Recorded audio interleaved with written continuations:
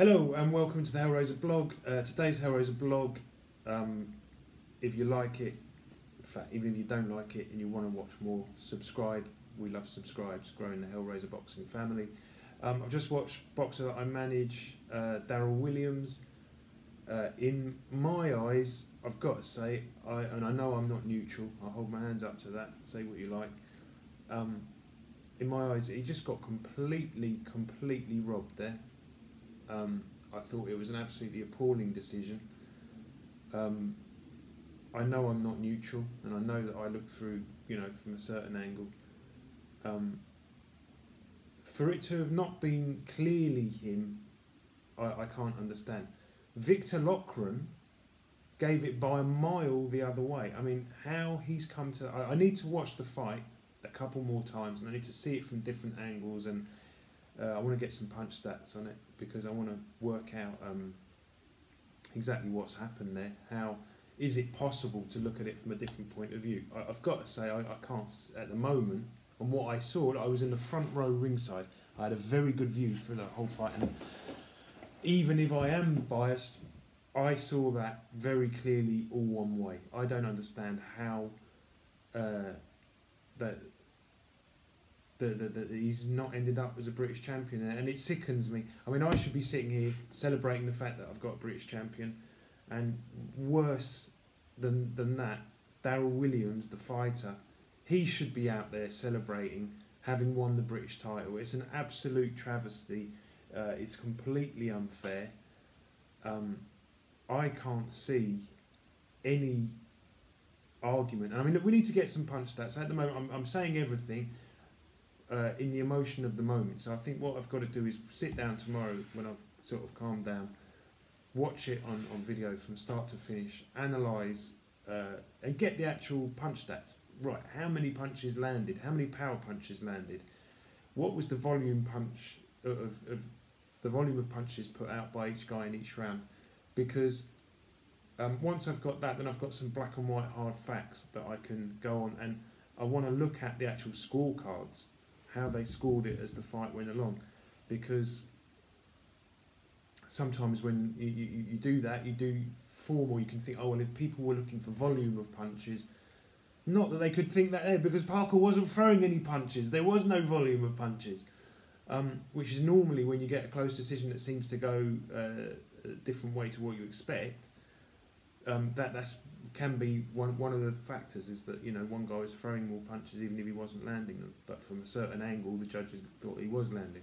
But Parker wasn't throwing punches for the majority of the fight. He was backtracking, he was giving away space. Anyway, listen, Monday morning I'm going to watch it tomorrow. I'm going to watch it 2 or 3 times. I'm going to study it, I'm going to do the punch stats on it, and I would imagine, if I'm feeling anything like I'm feeling now, there'll be a big long letter going into the boxing board demanding that we have an immediate rematch as a mandatory. Anything short of that, I don't think it does any favours to either the boxer, Zack Parker, to the promoter, to either of the boxers actually, when something like that happens. Because I've only actually found one person who thought that Zack Parker won, and that's his manager. I just can't get my head around it. It doesn't make sense to me. In 20 years of being involved in professional boxing, I can't remember feeling so baffled at a decision. And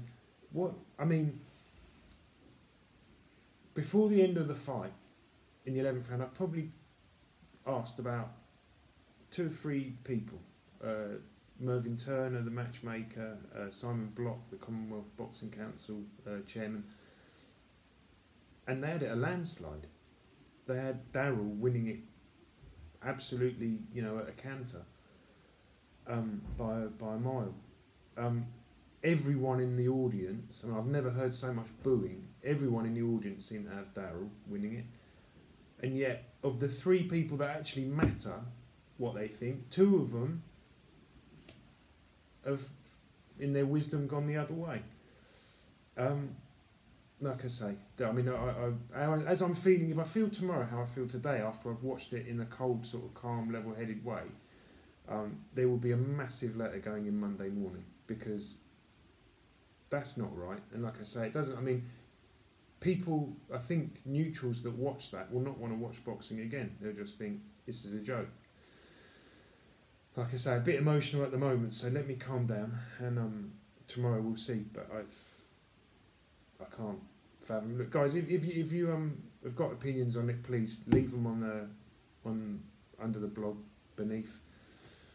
And yeah, I'm gonna push. I'm pretty certain I'm gonna look. I can't. I'm just trying to say to myself, I must have missed something. There must be something there that I haven't seen.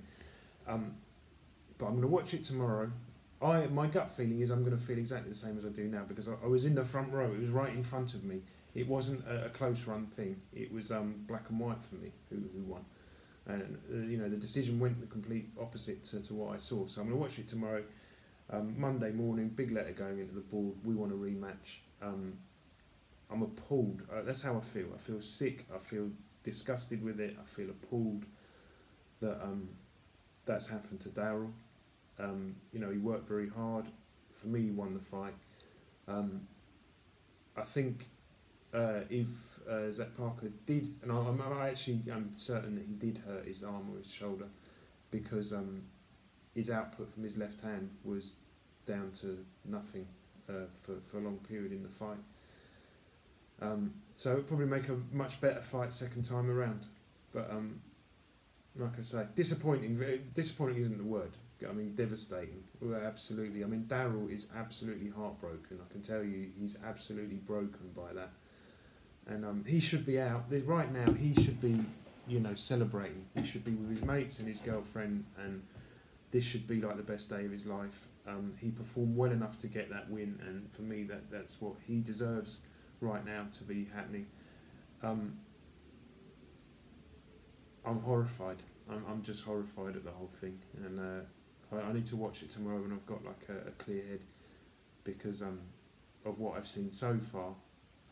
Something absolutely disgusting and sick happened there, and not right at all. And what's strange is, look, I've gone for like maybe however many years since I started the Hellraiser blog. I've never ever had a Weasel of the Week until last week, and now I want to have two in the same week. Unbelievable. Because Victor Loughran, absolutely, for me right now, he is Weasel of the Week. But I've already got a Weasel of the Week this week, so I can't. I'm not going to do any graphics. But Victor, I just thought was a mile off what I saw. I mean, just completely. I'd like to hear his explanation as to what was you thinking, man. Where did you get that result from?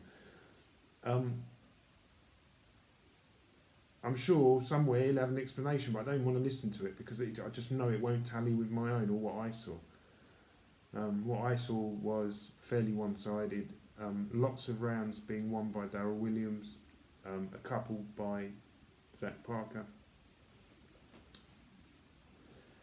Please, guys, support us so we can do it again. And if you want to follow the blog, hit the subscribe button. Thanks for watching, listening to my misery and me droning on about it. But this is where I express my feelings. So cheers for watching. Thank you, guys. See you then.